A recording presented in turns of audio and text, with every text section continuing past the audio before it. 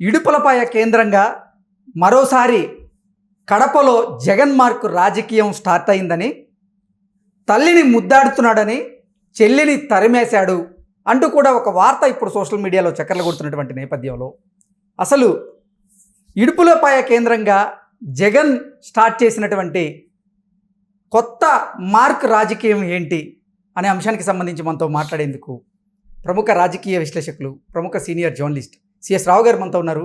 సార్తో మాట్లాడు. సార్ నమస్తే. సార్ నమస్తే. సార్, ఇడుపులపాయ కేంద్రంగా జగన్మోహన్ రెడ్డి కడప మార్క్ రాజకీయం సిద్ధం చేశారు. అందులో భాగంగానే తల్లిని మళ్ళీ ముద్దాడారు, చెల్లిని తరిమి కొట్టారు అంటూ కూడా ఒక వార్త ఇప్పుడు సోషల్ మీడియాలో చక్కర్లు కొడుతూ ఉంది. ఏంటి సార్, ఇడుపులపాయ కేంద్రంగా జగన్మోహన్ రెడ్డి చేయబోతున్నటువంటి కడప మార్క్ రాజకీయం ఏంటి అంటే ఏం చెప్తారు? సో వాస్తవంగా ఆయన మేమంతా సిద్ధం అనేటువంటి కార్యక్రమంతో రెండో విడత ప్రచారానికి ఎన్నికలకి సిద్ధమయ్యాడు. ఆయన ఆల్రెడీ సిద్ధం సభలు పెట్టాడు, 4 చోట్ల పెట్టాడు సిద్ధం సభలు. ఆ సిద్ధం సభలు అయిపోయిన తర్వాత ఇప్పుడు ఆయన 21 రోజుల పాటు మేమంతా సిద్ధం అనేటువంటి ఒక టైటిల్ తోటి ఆయన ఒక కార్యక్రమాన్ని పెట్టుకున్నారు. మేమంతా సిద్ధం అంటే దేనికి సిద్ధం అయ్యారు అనేది అర్థం కావట్లేదు నాకు. ఒకటి. రెండంటే మేమంతా అంటే ఎవరెవరు, వాళ్ళ ఫ్యామిలీనా, లేదంటే వాళ్ళ పార్టీయా, లేదంటే అసలు మొత్తం జనాల ఏంటి అనేది సరే ప్రజలు డిసైడ్ చేస్తారు. అయితే అక్కడ ఆడ ఇడుపులపాయలో కనిపించినటువంటి దృశ్యాన్ని చూస్తే చాలా మందికి ఆశ్చర్యం కలిగించేలాగా కనిపించింది. అది కొంతమందికి అయితే మతిపోయేటువంటి విధంగా కనిపించింది ఆ దృశ్యం. ఎందుకనంటే అసలు అలాంటి పరిణామాలు కేవలం వైఎస్ కుటుంబంలోనే జగన్మోహన్ రెడ్డి మాత్రమే చేయగలరు అనిపిస్తుంది ఒక్కోసారి. ఇంకెవరు చేయలేరు, భూమి మీద ఉన్నటువంటి ఎవరు ఇలాంటివి చేయలేరు. కేవలం అది జగన్ మార్క్, జగన్కి మాత్రమే సాధ్యం. ఇంకా ఎవరు భూమి మీద ఉన్నాడు ఎవరు చేయలేరేమో అనిపిస్తుంది ఆ దృశ్యాన్ని చూస్తే. ఎందుకంటే విజయమ్మ తన కూతురు షర్మిలను ఆదరించమని చెప్పి తెలంగాణ ప్రజలకు చెప్పింది. ఇక్కడ అవును చెప్పారు కదా.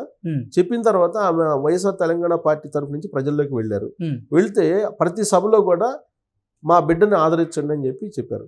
మా బిడ్డని ఆదరించండి, మా బిడ్డ న్యాయం చేస్తుంది, రాజశేఖర రెడ్డి పరిపాలన తీసుకొస్తుంది, రాజన్న రాజ్యం తీసుకొస్తుందని చెప్పి ఆవిడ సపోర్ట్ చేశారు. తర్వాత షర్మిలకి జగన్మోహన్ రెడ్డికి ఏదో మధ్యలో విభేదాలు వచ్చాయి, వాళ్ళిద్దరి మధ్య చాలా క్లాషెస్ ఉన్నాయి అని చెప్పి ఒక క్రియేషన్ చేశారు. క్రియేషన్ చేస్తే అందరు నమ్మారు.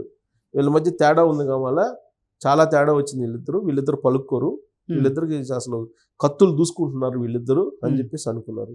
సీన్ కట్ చేస్తే రాజారెడ్డి అంటే జగన్మోహన్ రెడ్డి మేనల్లుడు నిశ్చితార్థానికి అందరూ కలుసుకున్నారు కదా, అందరూ ఒకే ఫ్రేమ్లో కనిపించారు కదా, కత్తులు దూసుకోలేదు అనేది అర్థమైంది కదా. ఆ తర్వాత విజయమ్మ షర్మిల పక్కన ఉన్నారు, షర్మిలకి అన్యాయం జరిగింది అందుకే షర్మిల పక్కన ఉన్నారు, జగన్మోహన్ రెడ్డికి దూరం అయ్యారు విజయమ్మ, కాబట్టి జగన్మోహన్ రెడ్డిని మద్దతు పలకరు, జగన్మోహన్ రెడ్డికి మద్దతు ఇచ్చే అవకాశం లేదు, దుర్మార్గుడిగా గుర్తించింది విజయమ్మ అనేది ఒక టాక్ నడిచింది.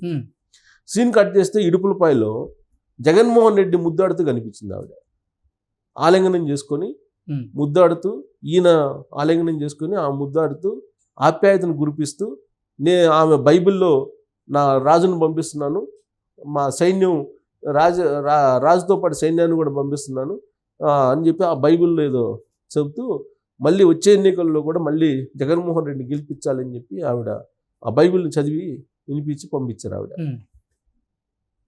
అంటే ఈ మొత్తం చూసినటువంటి వాళ్ళకి, అంటే ఇప్పటి వరకు గత 2 ఏళ్ల నుంచి చూసినటువంటి వాళ్ళు అసలు ఇది సినిమాల్లో కూడా సాధ్యం కాదేమో ఇన్ని ట్విస్టులు, సినిమాల్లో కూడా ఇన్ని ట్విస్టులు ఇవ్వలేరు.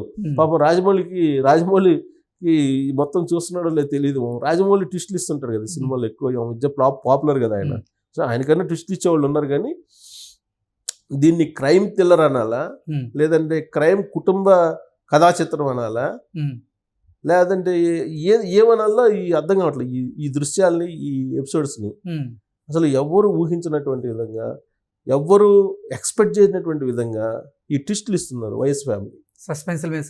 సస్పెన్స్ ఇప్పుడేంటి, ఇప్పుడు షర్మిల ఆంధ్రప్రదేశ్ పిసిసి అధ్యక్షురాలుగా ఉన్నారు. పిసిసి అధ్యక్షురాలుగా కాంగ్రెస్ పార్టీని ఆదరించండి, మా అన్న పెద్ద దుర్మార్గుడు, మా అన్నంత కూనికోరు ఇంకొకళ్ళు ఉండరు, మా అన్నంత అన్యాయం చేసేవాడు ఇంకొకడు ఉండడు, మా అన్నను నమ్మమాకండి, చెల్లిని నన్నే తరివేశాడు మీరు మోసమాకండి అని చెప్పి ఆమె ఒకవైపు ప్రచారం చేస్తుంది. మా బిడ్డను ఆదరించండి, మా బిడ్డకు అన్యాయం జరిగిందని చెప్పి విజయమ్మ తెలంగాణలో వచ్చి ఆమె ప్రచారం చేశారు. ఇప్పుడు మళ్ళా జగన్మోహన్ రెడ్డి మంచోడు, మంచి పరిపాలన ఇస్తాడు, రాజన్న రాజ్యం, జగన్మోహన్ రెడ్డి రాజశేఖర రెడ్డి ఏదైతే ఆశించారో అదంతా చేస్తున్నాడు, మా అబ్బాయిని ఆదరించండి అని చెప్పి మళ్ళా విజయమ్మ నిన్న ఇడుపులపాయలో చెప్పి పంపిస్తున్నారు. అసలు వీటిలో ఏది నమ్మాలి, దీంట్లో ఈ మొత్తం ఎపిసోడ్లో ఏది నమ్మాలి అనేది అసలు అర్థం కావట్లా. ఒక పక్కేమో డాక్టర్ సునీత, తర్వాత వాళ్ళ పిన్నమ్మ జగన్మోహన్ రెడ్డి పిన్నమ్మ సౌభాగ్యమ్మ, వీళ్ళు వచ్చి జగన్మోహన్ రెడ్డి ఎంత దుర్మార్గుడు ఇంకొకళ్ళు ఉన్నారు, నమ్మించి మోసం చేస్తాడు, హంతకులకి సపోర్ట్ చేస్తున్నాడు, మద్దతు పలుకుతున్నాడు. ఇలాంటి అతన్ని ఎప్పుడు చూడలేదు మేము. ఇంట్లోనే హంతకులు ఉన్నారు, ఆ హంతకుల్ని కాపాడుతున్నాడు జగన్మోహన్ రెడ్డి అని చెప్పి వాళ్ళు చెప్తున్నారు. తర్వాత 2019 ముందు మాకు జగనన్న ఒకలాగా ఉండేవాడు, ఇప్పుడు ఇంకొకలాగా ఉన్నాడు, ఇప్పుడున్న జగనన్న ఆ జగనన్న కాదు అని చెప్పి షర్మిల చెప్తుంది. మీరు నమ్మొద్దు అని చెప్పి ఇన్ని రకాలుగా ఇన్ని టిస్టులు ఇస్తుంటే అసలు ఈ ఫ్యామిలీ ఒకటేనా, లేదంటే ఆంధ్రప్రదేశ్ ప్రజల్ని, లేదంటే ఆంధ్రప్రదేశ్ అమాయకులు చేసి ఆడుకునేటువంటి ప్రయత్నం ఈ ఫ్యామిలీ చేస్తుందా అనేది నాకు అర్థం కాల. మేమంతా సిద్ధం కార్యక్రమానికి ఇడుపులపాయలో కనిపించినటువంటి చిత్రం అంటే మేమంతా సిద్ధం అంటే మీకు క్రైమ్ థ్రిల్లర్ చూపించడానికా, లేకపోతే కుటుంబ కథ క్రైమ్ థ్రిల్లర్ చూపించడానికి సిద్ధం అనేది అర్థం కావాలి. మేమంతా సిద్ధం అనే దాని గురించి తెలుగుదేశం పార్టీ నాయకులు వివరిస్తూ ఇంకా రానున్నటువంటి ఎన్నికల్లో ఓడిపోవడం ఖాయం జగన్మోహన్ రెడ్డి, అందుకే నేను అంటే జగన్మోహన్ రెడ్డి అని, అలాగే వాళ్ళ పార్టీ నాయకులు కూడా తట్టాపుట్ట తడ్డి ఇంటికి వెళ్ళేందుకు సిద్ధం, అదే మేమంతా సిద్ధం అంటూ కూడా వాళ్ళు చెప్తూ ఉన్నారు, ఆరోపణలు చేస్తారు. అంటే వాళ్ళకి కనిపించినటువంటిది అది పొలిటికల్ కథా చిత్రం వాళ్ళకి కనబడింది. కానీ కుటుంబ కథా చిత్రాన్ని చూస్తుంటే ఆశ్చర్యం వస్తుంది కదా ఇక్కడ.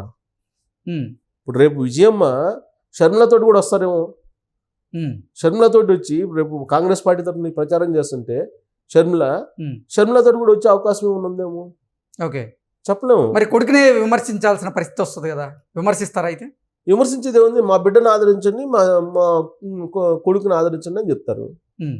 అలానే ఉంది. ఇప్పుడు ఇక్కడేమో మా షర్మిలకి అన్యాయం జరిగింది, షర్మిల అన్యాయం అయిపోతుంది, ఆదరించండి అని చెప్పారు.